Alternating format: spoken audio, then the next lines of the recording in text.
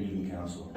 My name is El Rampador, 213 Avenue B. I'm with sativacross.org. We're a 501c3 advocating for cannabis patients' rights and disability rights. For many years, disabled people have been asking for online councils, online work, online school, online church, and for 19 months, disabled people got those things. But we got those things for healthy people during COVID. For 19 months, they gave those things to disabled people, and we were just along for the ride. We accepted those things and we took them. They were given to us. And now a lot of towns like Bayonne are taking those things away. You got disabled vets that used to take part remotely, disabled vets that are killing themselves at a rate of 20 a day. And the answer of many towns is to take their disability access away. This is disability access. Whether you not realize it or not, a lot of ableism is going on. You don't realize what disabled people go through. Obviously in Bayonne we have a disconnect because we have steps everywhere in Bayonne. I've been asking the council for years to have an ordinance to at least subsidize ramps for different businesses and make sure that if you have one step, to have an ordinance where if you're a new business moving into Bayonne, you have wheelchair accessibility. We have to take care of the disabled vets and the sick and the dying. I always say leave the 99 and go back for the 1. But I hope there's one day when the whole 99, the herd of 99 goes back for the 1. Right now it's only 1 or 2 going back for the 1. We need the whole herd going back for the 1. So this meeting violates Title II of the ADA. You can have Mr. Coffey check this out. There's a process before you remove or make any change to disability access or rights. And whether or not you granted those rights, you did. Whether you know it or not, you gave them rights. You gave us rights. So when you do that, make changes, there's a process. And you have to have a transition period, a question and answer period, a grievance period. Your ADA coordinator needs to be involved in all this stuff. These are important things. Ms. Medina, this is important stuff for disabled people. They can't take part. I know you don't feel, you feel differently. You feel you want to see people to their face. But with the conversation we had before, you think people should be seen by their face. My friend took part from his deathbed. He was literally, for stage 4 cancer, in his deathbed, going to council meetings. Please address the council. Yeah, I'm not the council. Okay, not Ms. Medina. She's not a council person. So, my second point, I want to thank the council and everybody in Bayonne for getting the light on traffic light on 49th and Avenue C.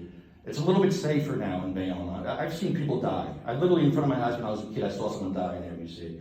So it was great, and Councilman LaPalooza, Council President LaPalooza, you put in time. You put in time for that. Years ago, I know you were working on that issue too. So it's really good to see people safer, a little bit safer. Not totally safe because people disregard the lights too. There was a girl hit on 47th disregarding a light. But it's safer now, and I feel better. Now that light would need to be also moved to 49th and Broadway, because now that, they had an accident there last week. It's very unsafe. If you've tried to pull out on 49th going on Broadway, you'll see there's issues. It's unsafe. So if we can at least get those signs, the stop for pedestrian signs on 49th and C, 49th and Broadway, that would be a good start to help people be safer there. Also, something I was made aware of, on Broadway and 53rd Street, if you want to cross the street from Walgreens to the diner, as a pedestrian, you can't.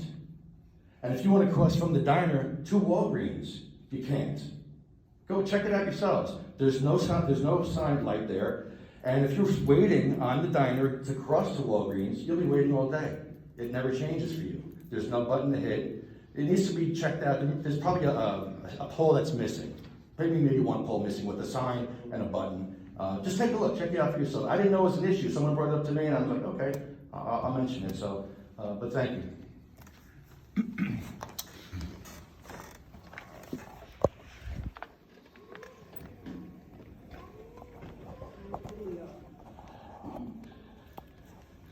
Good evening, Council. Also here to just want to echo what El Rampador said about the light. I want to thank you guys for that, for the light at 49th and C. It's super terrific. I'm also happy about that. Also wanted to mention I'm always in Bayonne a lot, and riding by 52nd and Avenue C, that park. I noticed the other day when I'm driving by, there was a lady who actually, unfortunately, she was smacking her child, and she had a cigarette in her mouth, and she's smacking her kid, and that's what caught my attention. I was like, oh, it's kind of shocking. But that was mainly what was shocking, was her smacking the child. But then I noticed the cigarette in her mouth.